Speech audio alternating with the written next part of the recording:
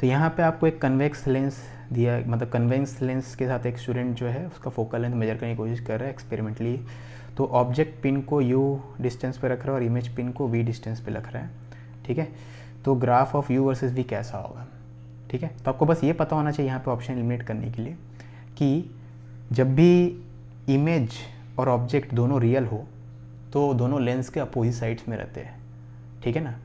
तो लेंस में opposite sides में है तो ऑब्जेक्ट और इमेज दोनों के दोनों, मतलब ऑब्जेक्ट और इमेज अगर दोनों रियल है तो लेंस के अपोजिट साइड्स में होंगे। इसका मतलब ये है, आप लिखो क्या, सिंस ऑब्जेक्ट एंड इमेज, ठीक है,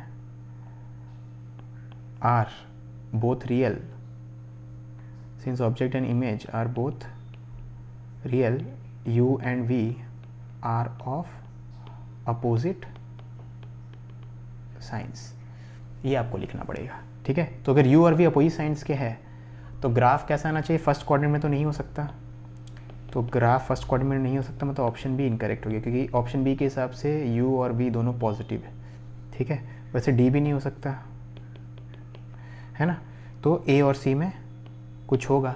आपको यही पता है, एटलीस्ट आई होप पता होगा कि इतना सिंपल ग्राफ नहीं आता है। 1/v वर्सेस 1/u का ग्राफ सिंपल आ सकता है, ठीक है, लेकिन ये वाला ग्राफ सिंपल नहीं आता है। अगर u वर्सेस v का ग्राफ बना रहे तो स्ट्रेट लाइन नहीं रहेगा, ऐसा रहेगा। तो ऑप्शन सी यहाँ पे करेक्ट है, ठीक है। अगर आपको ये भी नहीं पता, जैसे लेंस के लिए 1/v minus 1/u equal to 1/f होता है, अगर आपको नहीं पता, क्योंकि अगर ये पता नहीं होगा तो आपको पता नहीं चलेगा कि ग्राफ स्ट्रेट लाइन हो सकता है कि नहीं हो सकता है। तो अगर ये आपको नहीं पता तो तब भी आप दो ऑप्शन एलिमिनेट कर लिए, खाली इतना पता होने से कि लेंस में अगर ऑब्जेक्ट और इमेज दोनों ही रियल है तो लेंस के अपोजिट साइड्स में होंगे, ठीक है। तो उससे ये दोनों एलिमिनेट हो गया, फिर इन दोनों में से कोई भी एक सेलेक्ट करके आगे बढ़ जाओ, ठीक है। लेकिन अगर ये पता है 1/v minus 1/u equal to 1/f, तो आपको पता चल जाएगा v और u का ग्राफ जो होगा स्ट्रेट लाइन तो ऑफकोर्स नहीं होगा, तो ऑप्शन सी होना चाहिए, ठीक है।